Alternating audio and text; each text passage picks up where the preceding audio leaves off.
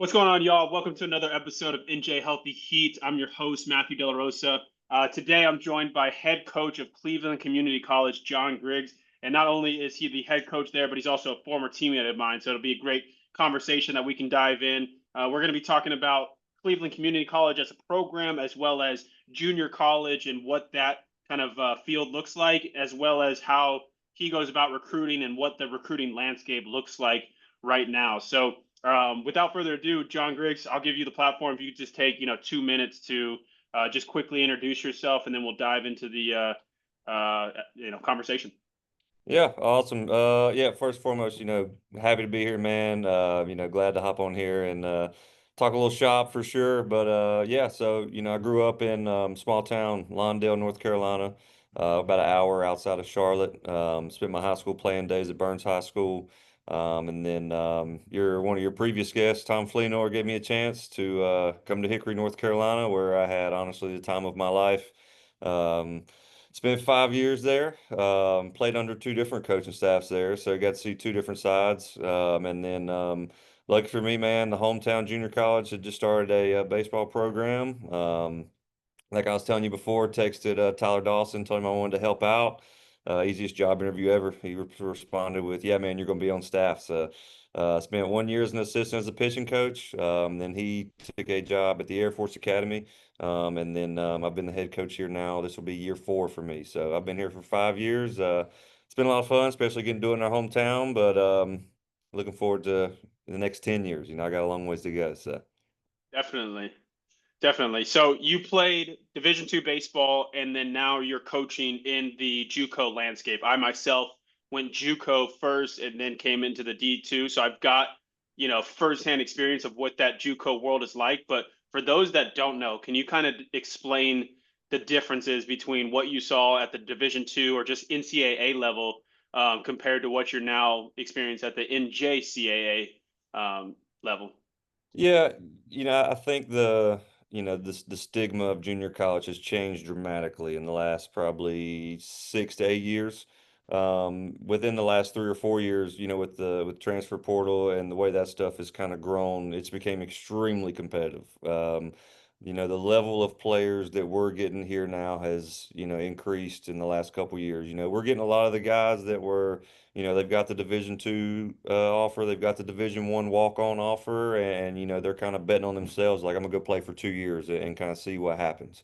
Because when we first started back in 2022, it was kind of just taking whatever we could get, man. Like we were bringing in 20, 30 guys a year, just getting whatever we could get. But now, the program's been around for a little bit.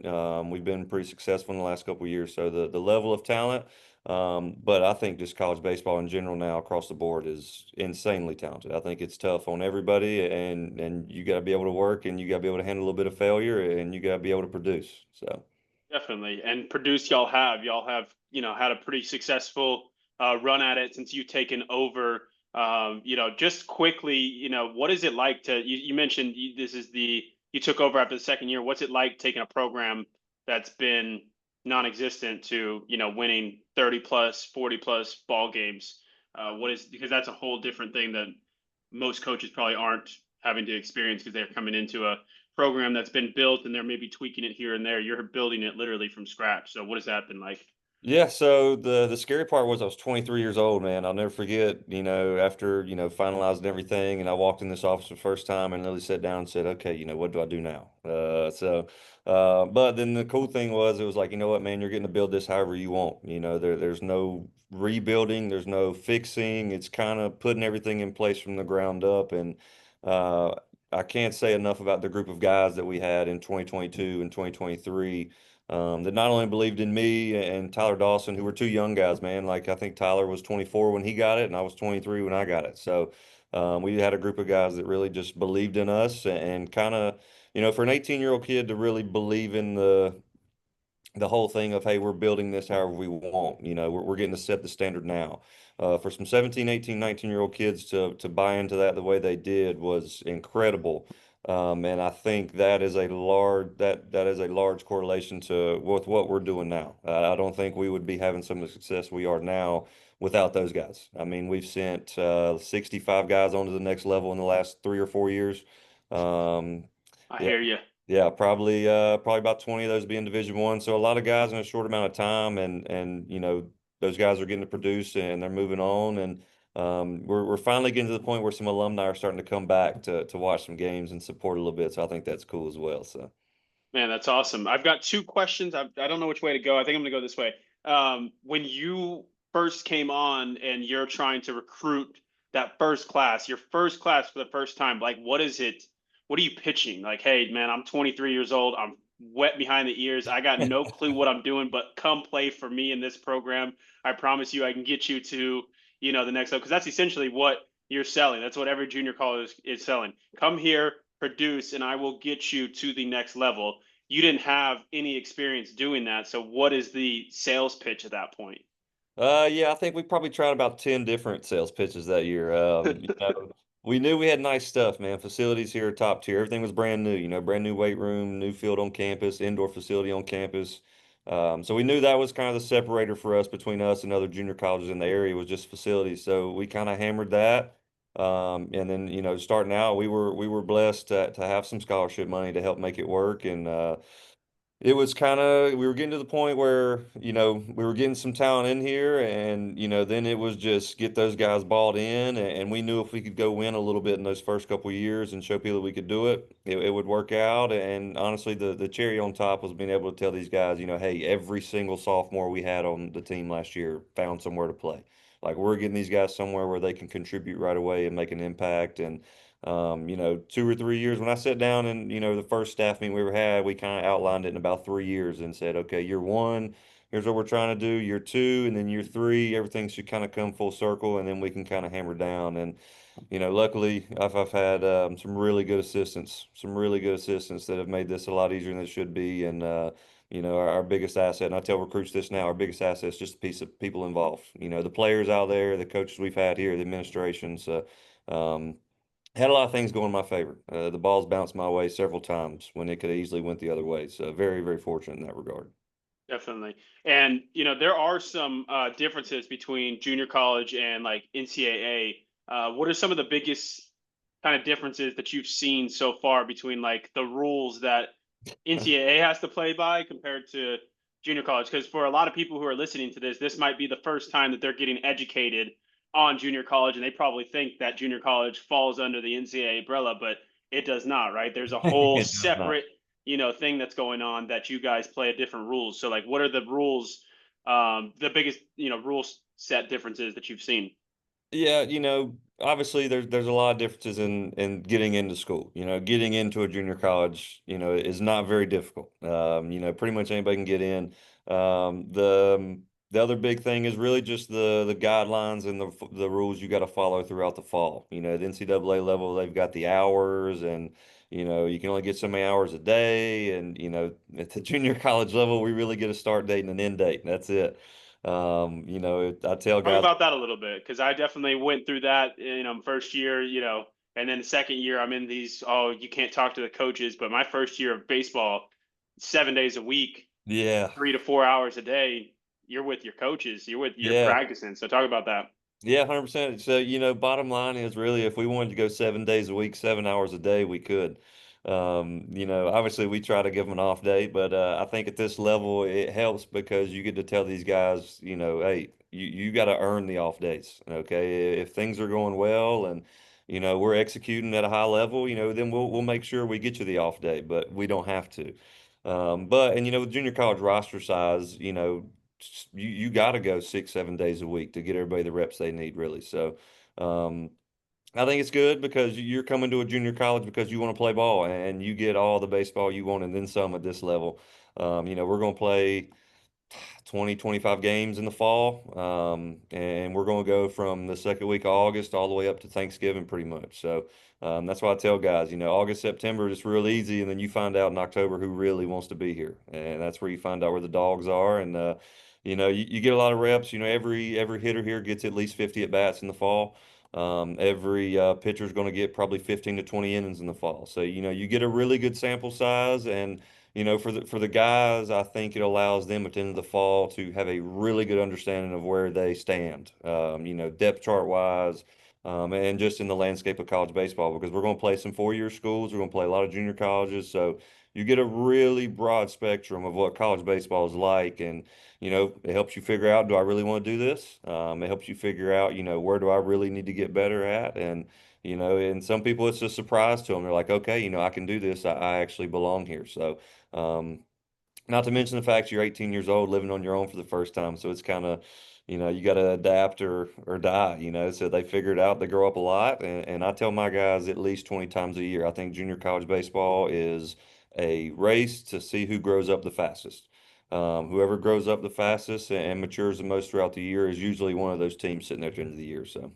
Definitely. And again, you're able to expedite that speed of which you can grow up because of the time allotted for you to be around the players and to help them develop not only on the field, but off the field. I think the biggest development for me in junior college came from honestly just not going home on the weekends and just staying with the team. And, I had teammates who would go home every single weekend because they lived nearby. Maybe they lived an hour and a half, 2 hours. I lived 3 hours from my home, could have easily just gone home. But I think just staying back and living in a town in which, most junior colleges are small towns where there's nothing going on and Yep. just being like, all right, I'm committed to being here. I'm going to live and die by that I guess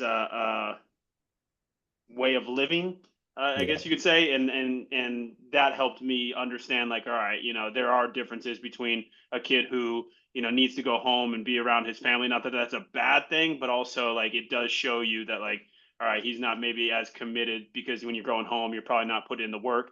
And then there's the kids that stay behind on the weekends who are getting in an extra lift, who are trying to go into the cage. So you can really expedite that stuff. Yeah. When it comes to junior college, obviously the end goal again, yes, you're trying to win baseball games, but you're also trying to send kids to higher places, whether it be NAIA, D1, D2, D3. What are some of the outliers that you see from guys who come into your program who are these big power four guys or these mid-major D1 guys compared to a guy who maybe, hey, you could have gone but you didn't figure it out, and now we're sending you to maybe a lesser D3 or a D2 that maybe isn't known for its winning, and it's just like a place to go play next. What are those differences? Yeah, I think in a nutshell, it's called maturity. But under that umbrella of maturity, it's work ethic, it's the dedication, and we talk to our guys a lot, about just trying to work like a professional, man. Whether it's in the building, in school, in class, getting the reps after practice in the indoor facility, and just the way they go about their business every day. That's usually you can watch a kid for 1 or 2 days, and you can tell, where that level is. But yeah, I think the big thing is just the way they go about their business, man. How they handle those reps at practice. Are they helping some of the younger guys? Are they helping coach some guys up? And the big one is the leadership qualities, I think, too. Because here you get put in a situation where you might be relied on as a leader at 19, 20 years old before you've really had a chance to figure it out. And those guys that are able to lead at this level, and the big thing, the big one, always the hard one, is holding their teammates accountable. Finding that happy medium between, holding them accountable, staying on them, but making sure they care. I met with pretty much, we probably got about 10 or so core guys. And the first week this year, when we came back, I met with all of them. And I was like, my goal for you throughout the fall is create a personal relationship with every single player on this team. When they see you out in public and, somebody says, hey, Matt De La Rosa, I want them to be able to say like, yeah, man, that's my boy. That's my guy. Not just, yeah, I know Matt, I know him. So just the leadership qualities, the way they go about their business every day, because I think when you can do all that stuff, I think the baseball stuff takes care of itself. In the weight room, the indoor facility. Um, so yeah, it's just watching kids grow up over a year or two span, man. The ones that grow up the most and develop that routine and that work ethic, those are the guys you see moving on to Division 1 usually. Definitely, definitely. So when you talk about, hey, you're our core group of guys, and I want you to build a relationship with every single one so that they know you.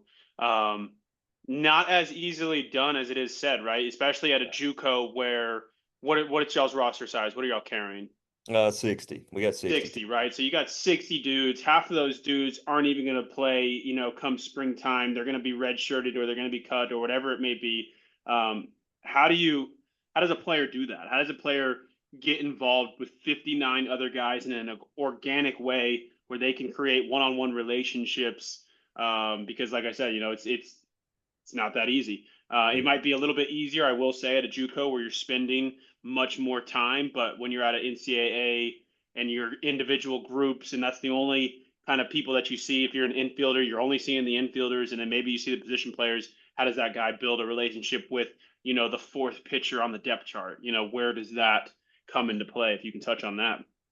Yeah, I think it starts very early, man. You know how it was stepping on a campus as a freshman for the first time. It's kind of 1 foot in, 1 foot out, tiptoeing around everything. So it says a lot when that guy that because you know who the guys are when you get to a school. When I got to LR, like I knew who you were. I knew who some of those other guys were. So having guys reach out to you those first couple weeks and showing that like, hey, he cares, man. Like he wants me to be involved.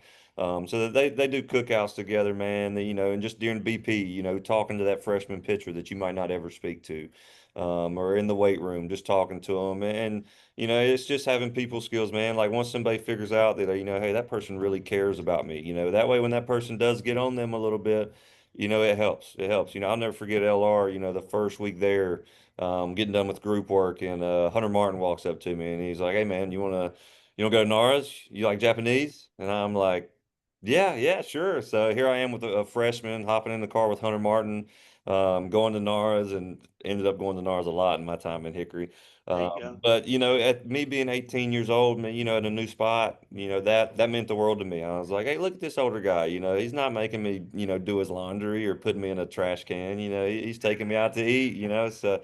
Um, but here I think it's always beautiful, man, because we've got guys from Arizona, we got a guy from Texas, Florida, Georgia, the whole East Coast, and then they end up in Shelby, North Carolina, of all places, to play college baseball. And before you know it, man, you've got your mountain boys are going to Charlotte, and your Charlotte boys are going hunting up in the mountains. So it's always a lot of fun to watch these guys come from all over the place and how quickly it comes together and how close they are. And I told him in the first meeting, this year, I was like, look around, it's pretty awkward right now. You guys looking around don't know each other, but I was like, you guys have no idea what this is going to look like at the end of the year, man. It's going to be beautiful. It's a big family, and you're going to have more fun than you've ever had in your life. So.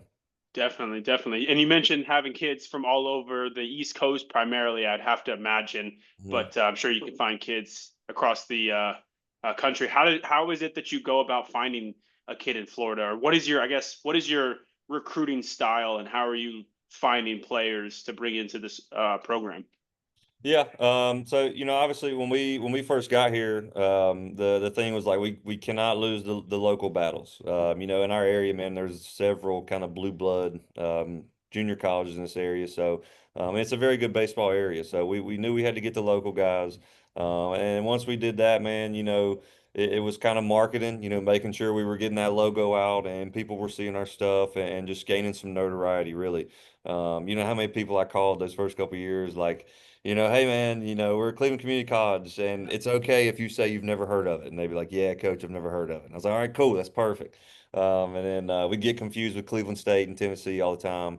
But then we cover some ground in the summers. We're in Georgia.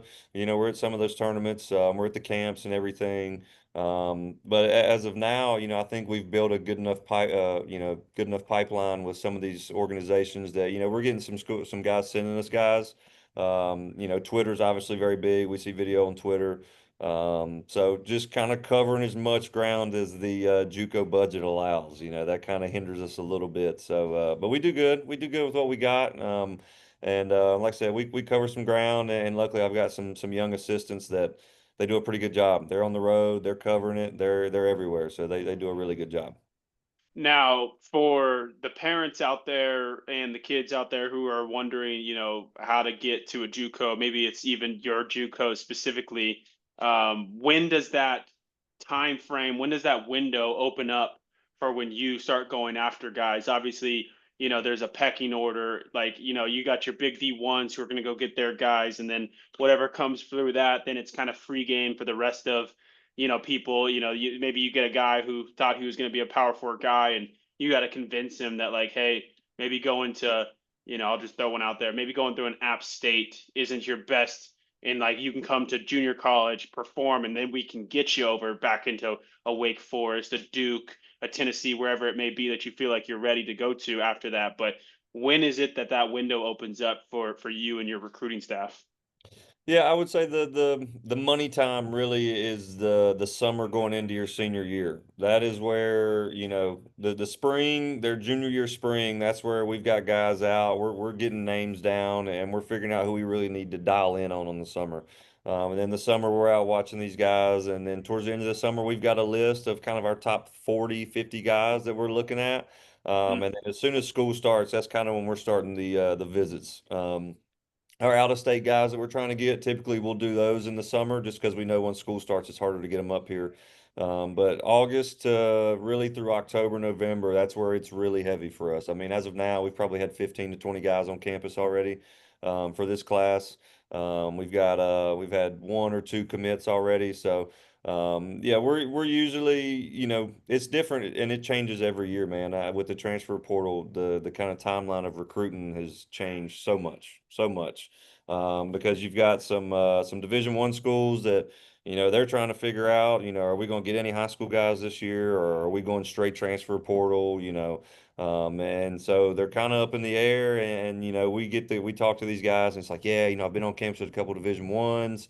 They might offer and they're hanging around waiting on that offer. But, last year we were pretty much done with our class by December. We were done with this class by December, and we probably signed, I'd say two or three guys in the spring, and then maybe three or four transfers in the summer. That was it. So it's changed a lot. In 2022, 2023, we weren't signing any guys till January, February, March. After they figured out they weren't going to the Division II school, the Division I school, that's when we started getting them.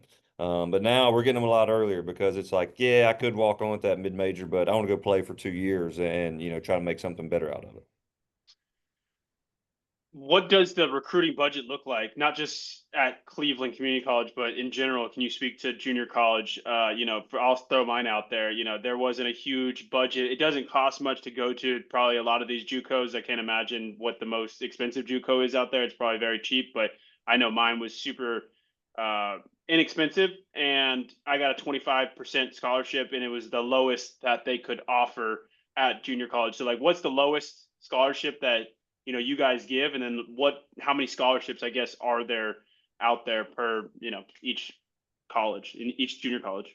Yeah, so each junior college gets, I think baseball gets 24 letters of intent. But you really financially, we've probably got, I'd say, 8 or 9 full letters of intent if we wanted to.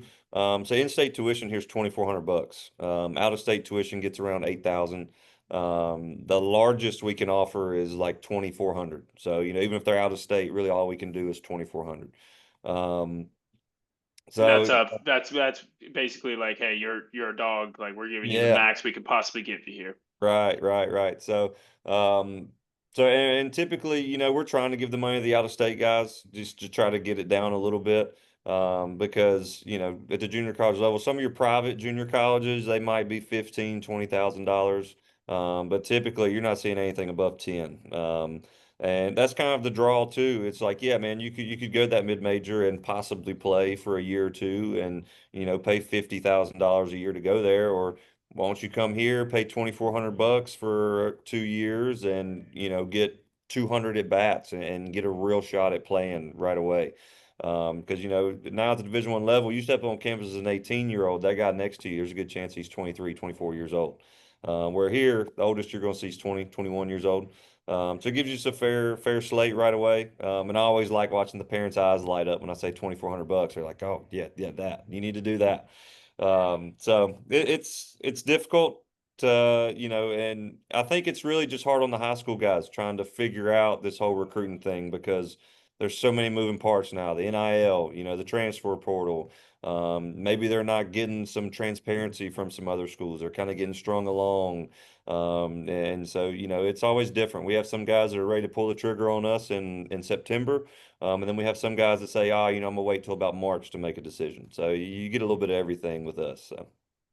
Now, how does first off, the money thing is huge. I'll say that even just going to junior college for myself for 1 year saved me upwards of tens of thousands of dollars in my overall and I still got a ton of money to go play baseball at Lenore Ryan, and even still you still have to take out a couple of loans here and there because of how expensive it is to go to school nowadays. Even if you're just going again for the chance to possibly play, you're still taking on anywhere from 15 to $40,000 depending on what your scholarship is and what school is. So I think that is a huge thing for parents and players to keep in mind, um, is that financial piece, because you're just knocking out your basics at whatever school you go to 100%. anyways. Like that's how I saw it when I went. It's just like I got to take English 101, whether it's at Harvard or whether it's at Cisco. And I hate to compare those two because they're so vastly different, but it's not like I'm learning anything world changing here I in the did first LR for like 5 years, year. so I did Yeah, LR for 5 years, so I know all about the financial side of it. That's why I there tell you people, go. I'm like, look, it could be this or it could be this. So. Yep. So since you brought up the transfer portal, how is it that how is it that you guys specifically at Cleveland view the transfer portal, and then how is it that junior colleges nowadays in this landscape are utilizing the portal with bounce back guys who aren't getting re-signed, all of that good stuff? Like, what are y'all seeing from that? Yeah, there's some junior colleges that, man, they'll take 20 to 30 of them a year. It's they're getting a bunch of them. Here we take a lot of pride in the development side. Bringing the kid in that's 17, 18 years old, putting 20 to 25 pounds on him, and enhancing his experience and helping him get some bigger offers.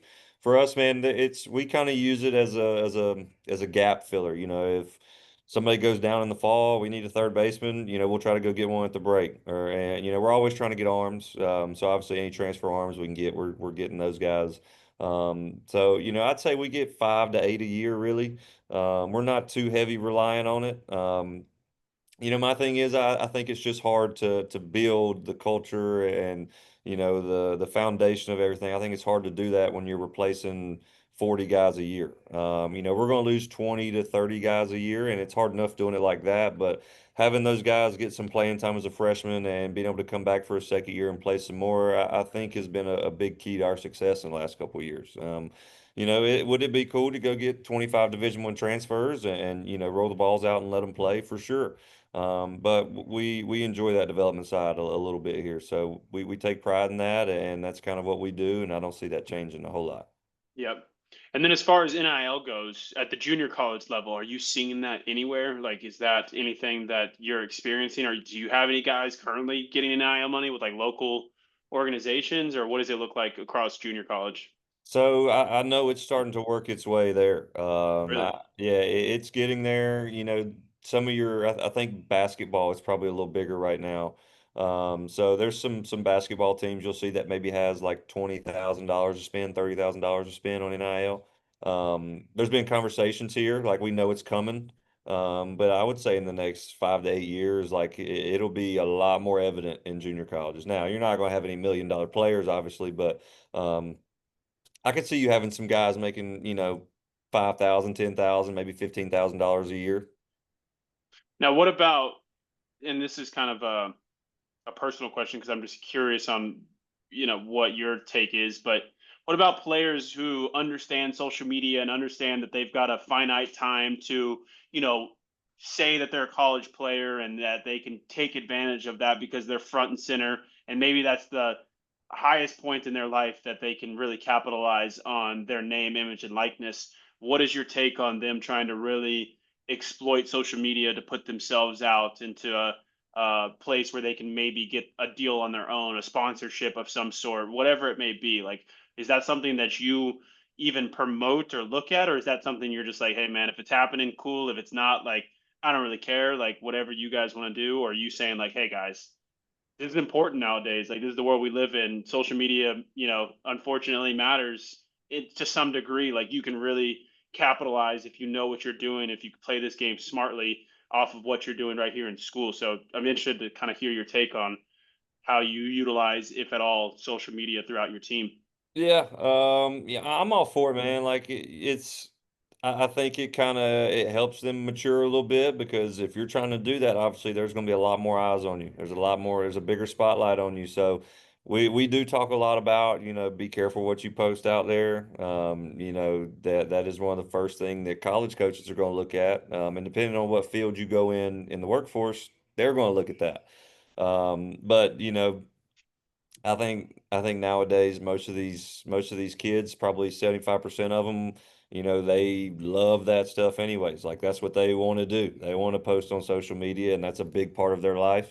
Um, I know for me, like social media was kind of just popping up on the scene as a big deal when I was coming up. When I played, we didn't do the videos on Twitter all the time. That would started a couple years later. So I think social media is a big part of these kids' lives now. Love it or hate it. If I wasn't the head coach of a college baseball program, I probably wouldn't have it.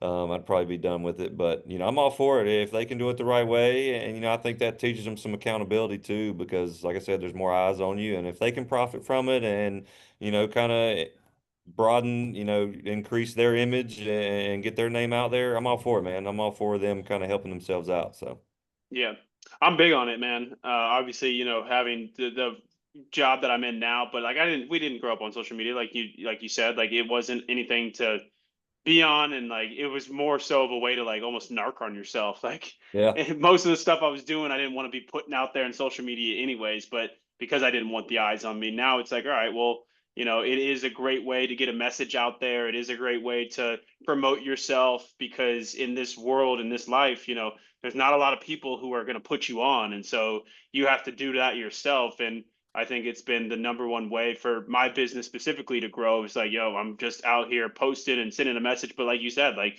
if I'm, posting all of these good messages about how to be a better baseball player and how to be a better person, and I'm over here, not taking care of what I need to take care of, and I'm, the worst human being behind the scenes, like I ain't gonna be, growing the way that I'm growing because it's just two face lies, and that for eventually sure. will come back to yourself. There's plenty of kids out there who are trying to promote themselves in one light on social media, and then behind the scenes, they're a completely different person. You're just like, dude, you're just fronting.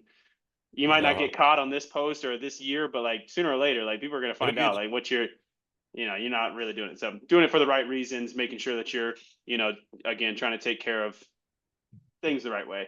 you When it right. comes to recruiting, um, I always like to talk to coaches about this. Everybody's got their own kind of style of how they like to be reached out to, things of that nature. What are some tips and tricks that you can kind of put out there to the world when it comes to helping their son, their daughter, maybe, and then definitely the athlete themselves? What can they do to help themselves stand out to college coaches? Yeah, always email's good, I think. Um, Email, you just have to be careful. You've got to keep it kind of short, concise, to the point. And because I mean, looking at my email right now, there's probably, yeah, 7,000 emails in there right now. And so you get a lot of them. Unopened? Yeah, it's hard, man. I go through them daily. Like I go through some of them daily. You're kind of scrolling through, trying to and think about me at the junior college level, and I think about some of these bigger schools, how many emails they've got.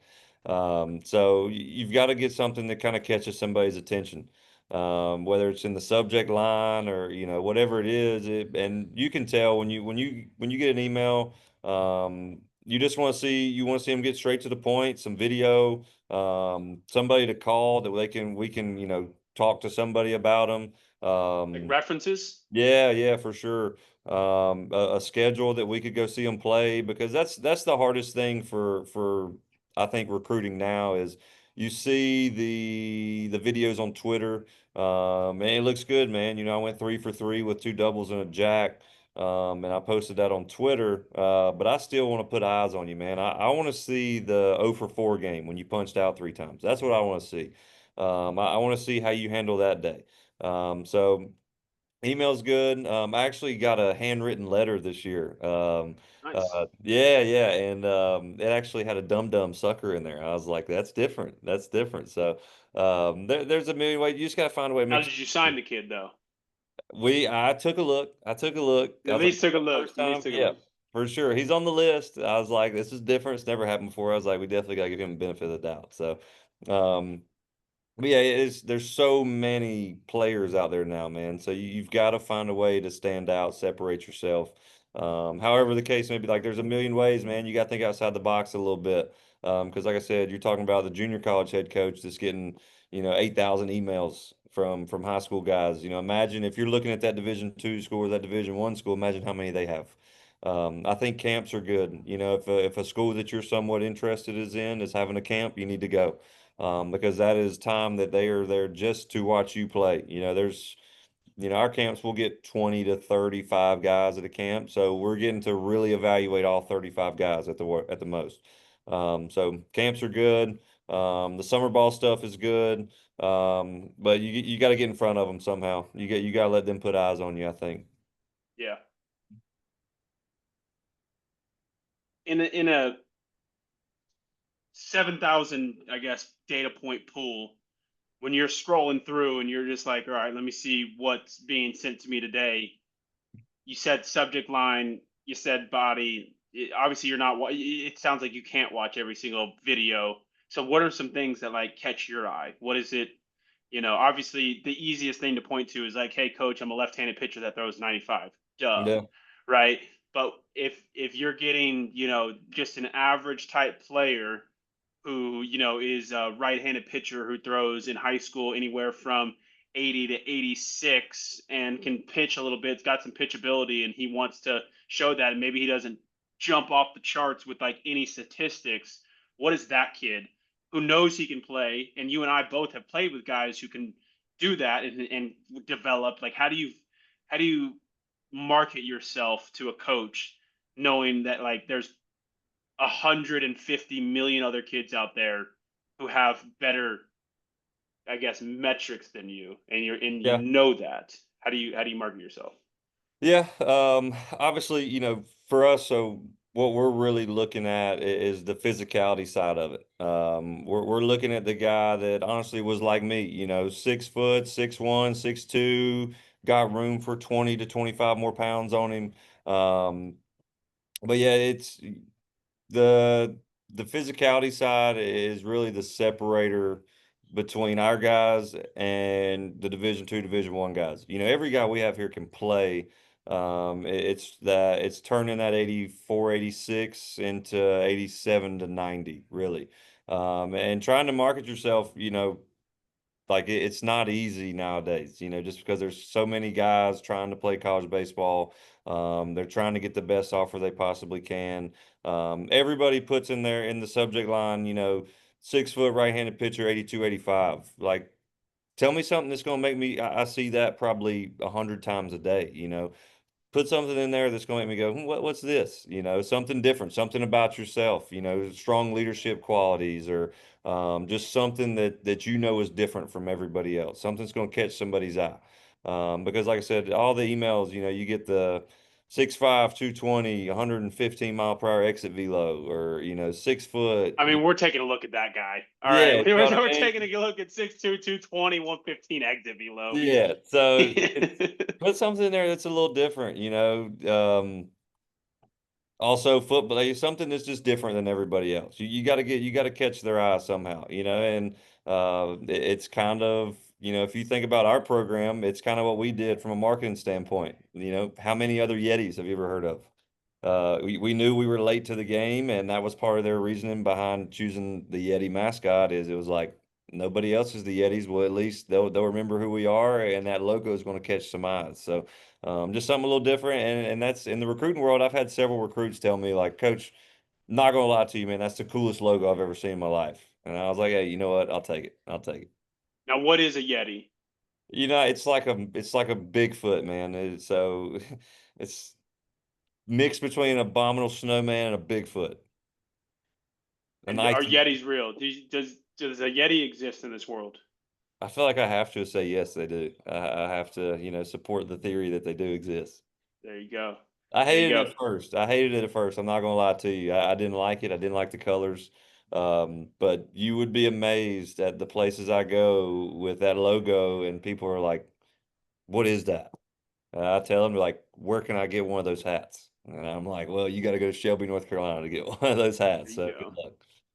Now at a showcase, when you guys are either hosting a showcase at your camp or at your school, or you're going in and visiting, and you're one of the coaches being hosted at a showcase, what stands out to you? What can a player do to help himself stand out at one of these showcases where there's 35 guys and that's on the smaller side? What about when there's 100, 150 guys there? Like what really grabs coach's attention? Is it the exit velo? Is it the arm strength? Like those are the easy ones. Like how does a kid stand out if he doesn't run a 6'5", throw it 95 miles an hour and hit balls to the trees?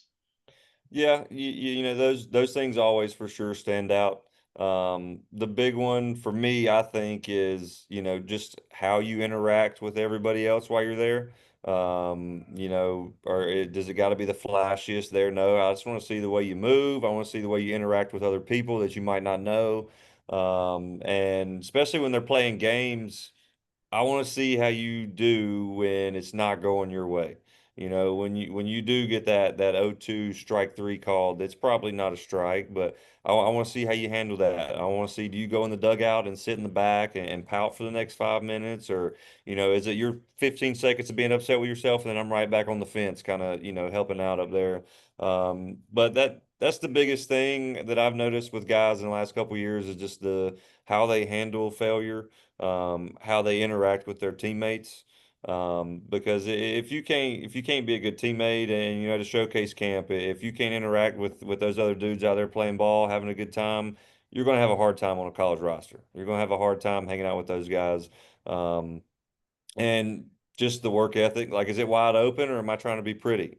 So for us, it's really trying to determine who looks good on Twitter and who's a ball player. Yeah. What are some of the big schools that you guys are sending guys to? What can people expect if they come to Cleveland Community College? Like, where do y'all have track record? Obviously, you can send a kid to any school, and they can be the first one that you send to that school. But where do y'all have some success right now? Yeah, obviously we sent a lot of guys to LR. I'd say the SAC conference, man. Obviously I played in that league for 5 years, so I got to know some of those coaches really well. Sent a couple to LR, sent a couple to Mars Hill, couple to Coker, couple to Newberry. Division 1 wise, we've sent 3 or 4 guys to Queens. We've sent a guy to the Air Force Academy. We had a shortstop go to the Air Force Academy a couple years ago. We had a catcher go to the University of New Mexico. Um, we've had guys go to VCU, Davidson, Marshall, Southern Indiana, Bethune-Cookman. Um, Valdosta State. I mean, all over the place, man. It's the college baseball network's so big now. I tell guys like I either know somebody at that school or I know somebody who knows somebody at that school. And what we do is early on, their first year here, we'll sit down with them and say, hey, give me 3 schools that you think you can play at or that you want to play at. Give me 3 schools that you think you can play at, and give me 3 schools that you know you can play at. So that way we get a pretty good gauge of, hey, he wants to stay in this area. He's just looking for this certain level. And we kind of take on the role of an advisor for him, really. And the big thing we talk to him about is, look, we're not chasing a title. We're not chasing, hey, I just Division 1 baseball. We want you to go somewhere that, not only that you're going to enjoy, okay, but 2, somewhere you can make an impact. Because you spent 2 years here. We're not going to spend another year not playing somewhere, waiting on a spot. Like, you need to go somewhere that you can compete for 2 years and make an impact. Then finally, we tell them, like, look, do you think you could go to that school and not play baseball? And if that answer is no, then it's probably not a good fit for you there. So, yeah, we take on the role of advisor, and we're on the phone for them, calling schools, doing whatever we can. But anywhere in North Carolina, South Carolina for sure. And then, like I said, we've built a pretty good network over the last couple of years that we can get them pretty much anywhere they want to go as long as they're doing what's necessary. Yeah, that's interesting. I take the same approach with a lot of the high school kids that I work with, and it's more than three, obviously. When you're in high school, you got to expand the net a little bit further. But I have them go 15 schools that, like, I would even say 10, probably 10 more, 10 on the it would be a dream school, Hmm. 15 to 20 of like, hey, it would really be cool to play here, and like I think I can play here, and like 10 more of, hey, I know I can play here. I had a buddy go to this school, and I'm just the same level as he is, and I could probably go to Right. this level, and that opens it up to 30, 35. I think a lot of the actually, I'll ask you this question. What are some questions that kids need to have answered when they're looking at schools for themselves in high school? Like as far as like when they're trying to like when I'm When asking they're them, trying to decide, I think one of the biggest questions that I always ask kids is like, how far are you willing to go? yeah, Like what is the radius that you're putting if you're living in North Carolina and a school from California calls, are yeah. you going? I think you definitely need to have some goals in mind. When I sit down with a recruit and I go, what's the end game for you? What's the goal here? You find out really quick how committed that kid is. If it's, I just want to play as long as I can, man, or I want to go to this school and I want to do this and I want to make it to pro ball, and like you learn very quickly. Um, but usually when we sit down with them, that's one of the first things I ask is, what's your goal, man? Like, what's you come here for a couple years? What's the end game for you? Um, and the other one I like to know, but I don't think it's largely important because when I say this, you'll know is what do you want to do with your life? Like, what do you want to do with school and everything? And ultimately, you probably don't figure that out till you're a junior in college, anyways. Bro, you don't figure that out for some people until you're 50. I didn't figure that out until I was 30. I Yeah, think that's a tough 100%. question to ask a kid. Yeah, We don't know. We don't know. Some people know, but the mass majority of us, if they tell you that they know, they're probably lying. They yeah. don't know But yet.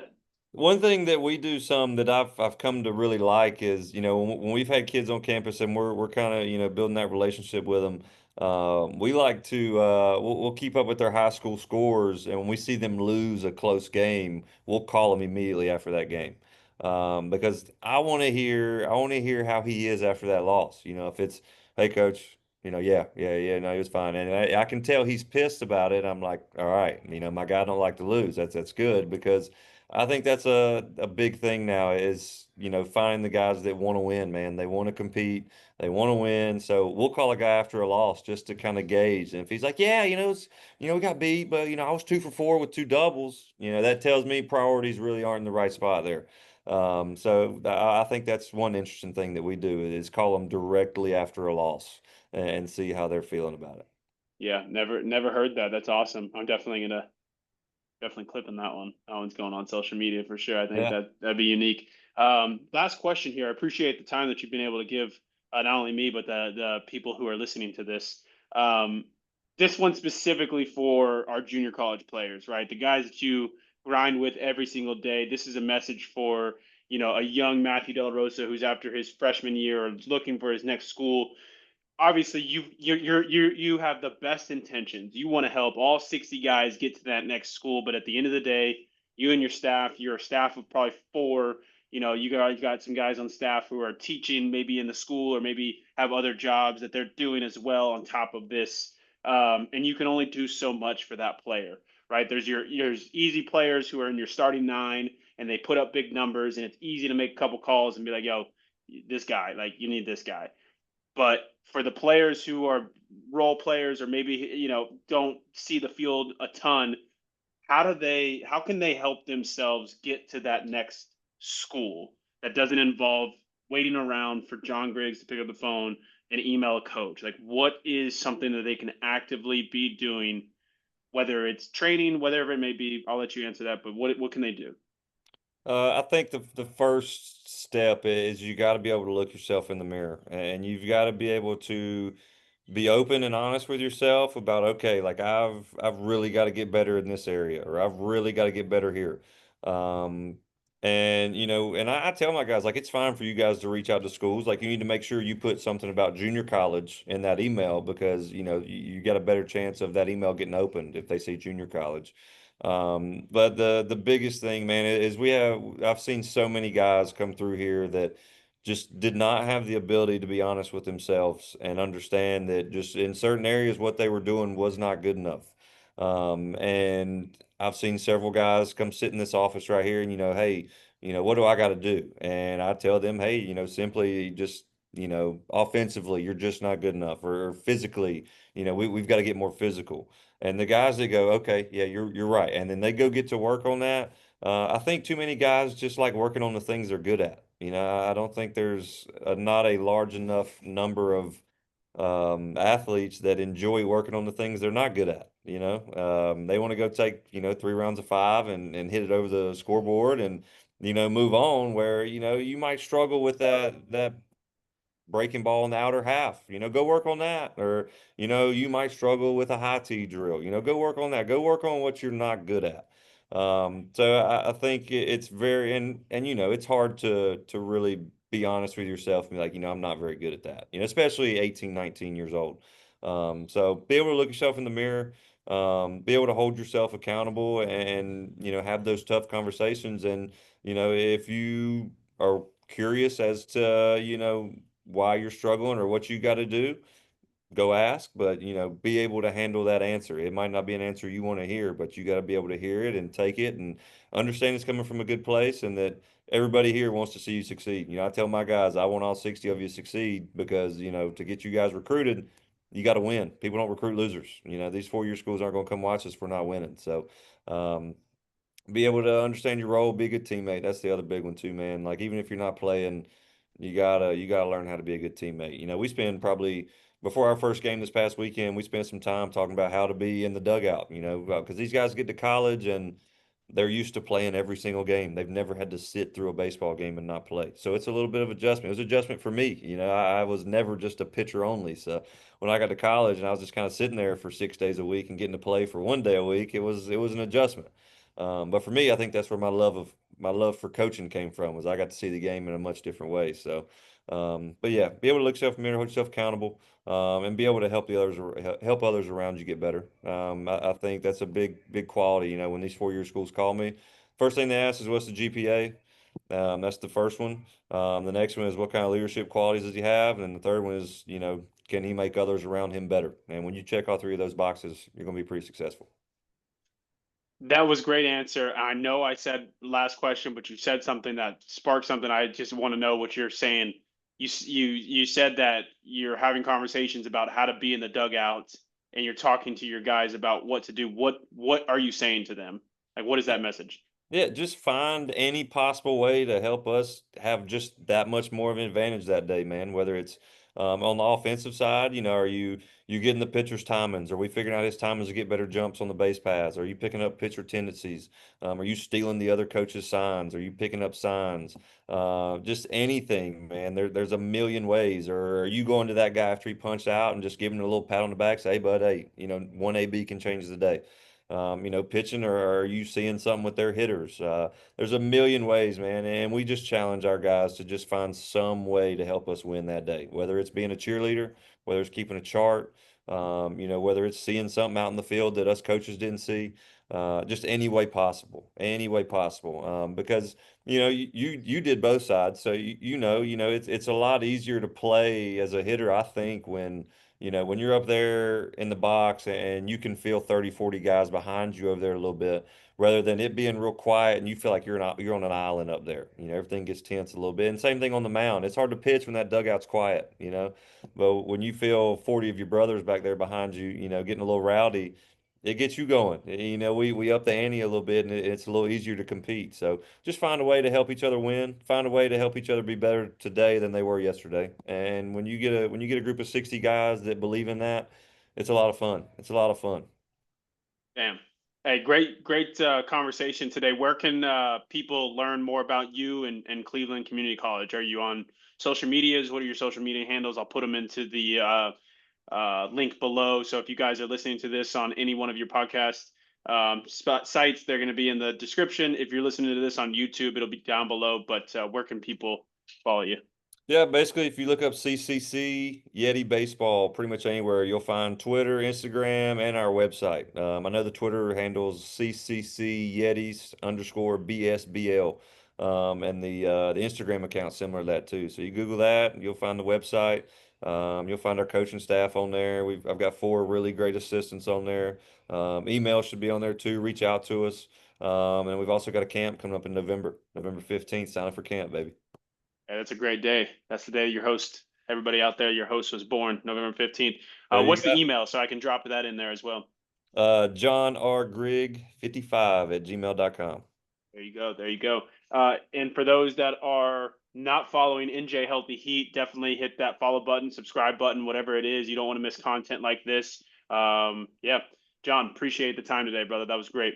Always, always happy to be here, man.